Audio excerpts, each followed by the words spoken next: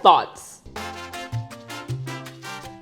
Hi everyone and welcome to another video, specifically another video in my Wimpy Kid retrospective series. Today we'll be discussing the movie adaptation of The Long Haul. I have quite a few things to say about the movie, hence why I had to make a solo video. But if I were to summarize my thoughts and feelings about the movie, I'm conflicted. The movie itself just outright was very mid and very inoffensive. It's not the garbage that people are making it out to be, but at the same time, the existence of this movie in general is just like confusing to me. Without further delay, let's just get into my thoughts. Part 1, pre-movie thoughts. Diary of a Wimpy Kid, The Long Haul is the 2017 movie adaptation of the Long Haul book, which was released in 2014. Wikipedia also said that the film adapted elements from Old School, The Third Wheel, and Hard Luck, which I'm kind of confused about again. I see elements from Old School in this movie, but not so much from Hard Luck and The Third Wheel, so I'm like, that's why I'm confused. The Long Haul movie is infamous because it recast everyone from the previous movies.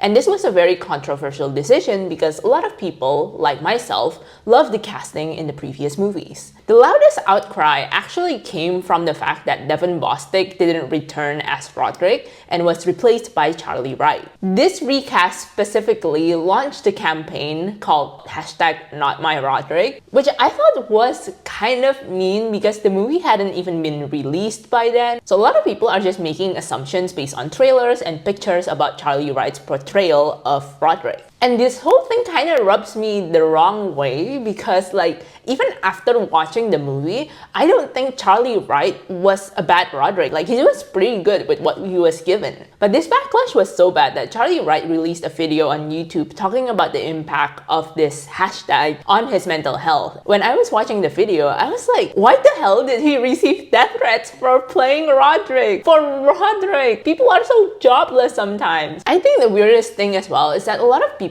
came after the way that he looks, which I don't really understand because I actually think that he and Devon Bostick actually looks alike. And watching some of the videos that Charlie Wright put out, I actually think that his demeanor is very Rodrick, so I don't understand, again, why people were so harsh towards him, specifically out of this whole recast. Overall, I just don't understand why people are so attached to Rodrick as a character because whenever I'm reading the book, I thought that he was just kind of there. There was nothing remarkable about him in my opinion. Yes, he is incredibly funny, but apart from that, he's just Rodrick. So I would love to know, if you are a Rodrick fan, why do you like him as a character? I would probably say that Rowley and Greg are more interesting than Rodrick. Even Manny is probably more interesting than Rodrick. Can people let me know why people like Rodrick so much? By the way, I think you people who participated in this hashtag, I think you should make amends with Charlie Wright. Go to his YouTube channel and subscribe and watch his videos.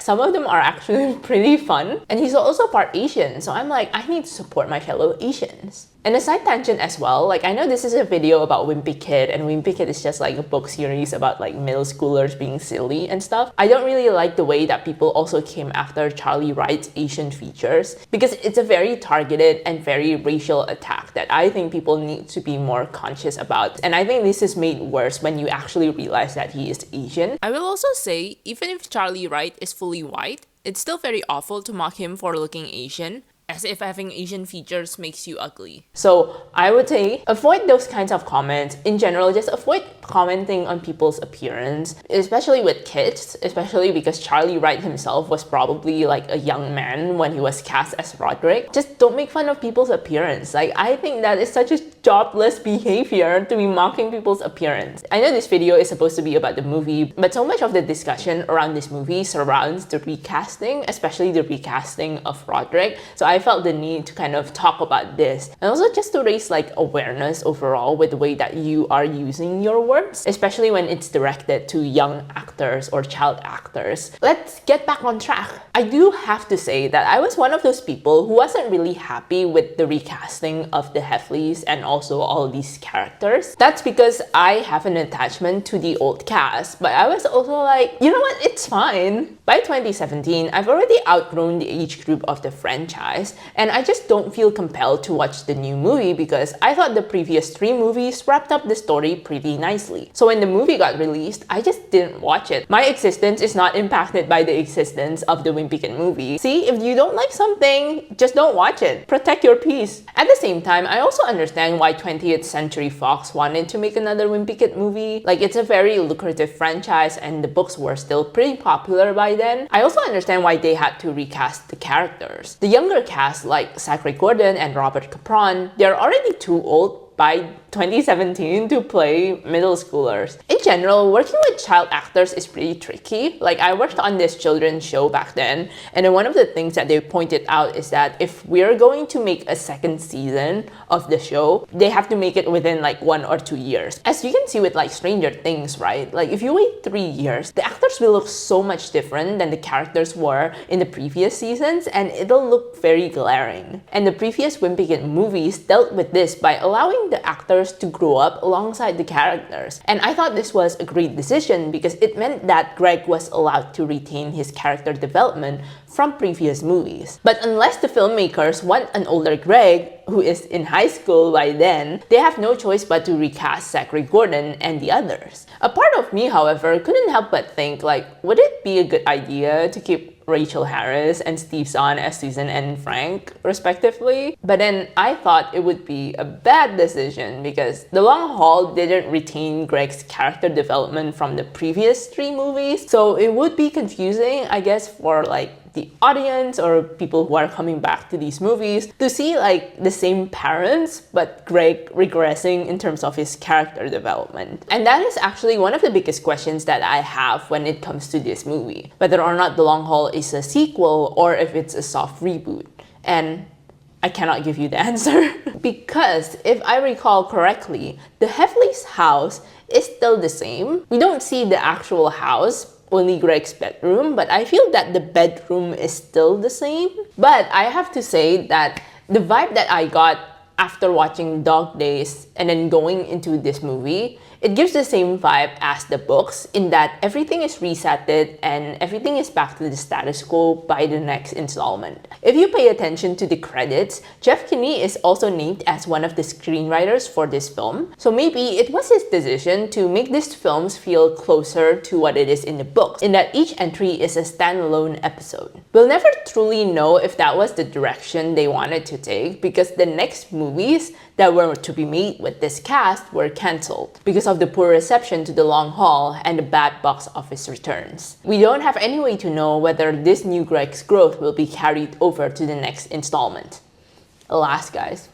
Another reason why I'm wary about this movie adaptation is also because, as I've made it known in my previous video, I have mixed feelings about Long Haul as a book. I think the book is still incredibly funny, but it is a letdown because when I was reading The Long Haul, I was reading it in a batch alongside Cabin Fever, The Third Wheel, Hard Luck, and Old School, and I absolutely love these other 4 books because it manages to have a lot of character development for Greg and still manage to be funny, with the exception of The Long Haul, which I thought placed more importance on the plot, on the jokes, and the punchlines. So it felt to me, with the other 4 books, they were books that explored Greg as a character while still being funny, whereas The Long Haul is just a series of funny jokes and funny stories involving Greg. To me, The Long Haul ultimately represented what the franchise became. It became a series of books that focuses more on jokes and comedy rather than character development, and personally, that's just not something that I gravitate towards in my media. Some people enjoy that, and it's perfectly okay if you are one of those people. People have their own taste, and it's just my personal preference to prefer things that focus more on character. That's why I'm happy to watch stuff like 12 Angry Men or My Dinner with Andre, where it's just a couple of people sitting down and having conversations with each other, because I actually find the characters interesting enough that I want to learn more about them from these conversations. But some people might not like those kinds of movies. Like, they might want a bit more plot or they might want a bit more comedy, and that's okay. We're all multifaceted and we all have different tastes. So that's why I feel some type of way that The Long Haul is the book that they decided to adapt for this new cast. But I also see why they chose the book, because road trip movies kind of have this built-in excitement because you get to travel and there are a lot of things that can go wrong and potentially be funny during road trips. And The Long Haul is, again, even if I have problems with it, I can admit it's an incredibly funny book. But does the movie work? Part 2, post-movie thoughts. After watching the movie, I can say that the movie wasn't that bad, but the movie was also kind of mid. That's the best way I could describe it.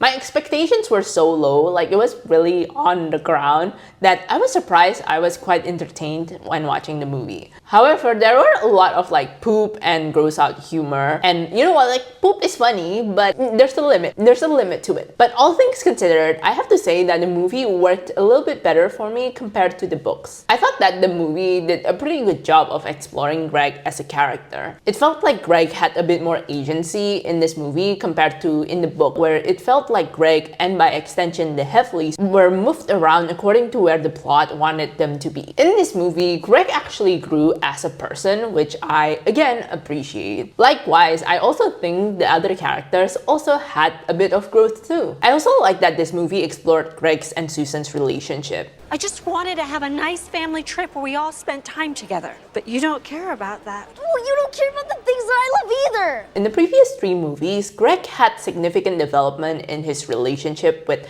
Rowley, Rodrick, and Frank. And quite honestly, I felt a bit sad that Susan didn't get her own movie. So if there's one thing that I'm glad for with this movie existing, is the fact that Greg and Susan's relationship was explored here. Even if I sort of wish that it had been Rachel Harris and Zachary Gordon as the respective characters. In terms of the cast, I thought that they did pretty well, especially the kids. I wouldn't be surprised if Jason Drucker, who plays the new Greg, or Charlie Wright studied the performances of the previous actors in the previous movies. I'm saying that because sometimes I can see Zachary Gordon and Jason Drucker's performance, and likewise, I can say the same about Charlie Wright's performance, incorporating some of Devin Bostick's performance as Rodrick. All things considered, the young actors actually tried to bridge the gap between their portrayals and the previous ones. In terms of the adult cast, Alicia Silverstone and Tom Scott Everett played the characters differently from Rachel Harris and Steve Zahn. I think the biggest weakness of this movie is not really the cast, even if a lot of people really complained about the recast. The cast actually did the best they could with the material they were given, but I think what makes the movie a bit of a step down from the previous ones is the fact that the writing felt a bit more juvenile than the previous movies, and it also felt more juvenile than the books, sadly.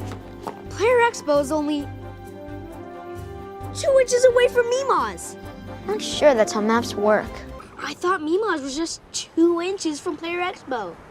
But on this map, it's like 7. So? And I think that is what impacted the reception. However, my biggest issue with this movie is, why was the movie made in the first place? Because as I said before, the previous 3 movies did a pretty good job wrapping up Greg's story nicely, and 3 is a pretty good number. So with The Long Haul, like, did they make it just to have something made for the sake of being made? Or is there something else happening? Because I also feel like with Jeff Kinney being an illustrator, his dream must have been to make these books into animated movies, right? Like, it seems to be the natural progression. And that is exactly what he did with the disneyplus animated movies, which he produced and he wrote as well. So why not immediately jump into adapting these books into animated movies? Was The Long Haul just an attempt to see if there's like still demand for live action Wimpy Kid movies, or to see if there's demand for Wimpy Kid movies in general? Did Fox also make this movie because they are afraid of losing the rights? Like, is this movie like fan-forced? Anyhow, the movie is a movie, and there are plenty of worse movies that I've watched, but the existence of the movie itself kind of confuses me, because ultimately it's just like a measly drop in the well of the Wimpy Kid franchise. It exists, but a lot of people now prefer to not talk about it. But I am talking about it. Anyway, what do you guys think? Have you watched the Long Haul movie? If you have, please let me know your thoughts. If you haven't watched the Long Haul, Why? If you like this video, please like it, comment, and share the video if you can. Engage with the video overall. Also, consider subscribing to my channel if you want to watch the final part of my Wimpy Kid retrospective, and if you want to watch other video essays too. Thank you for watching this video, and I hope to see you guys next time. Good afternoon, good morning, good why am I glitching? Good morning, good afternoon, good evening, good night. Have a good day, have a good afternoon, have a good night, have a good evening, whatever time you're watching this video. I'll see you guys next time. Thank you for watching. Bye.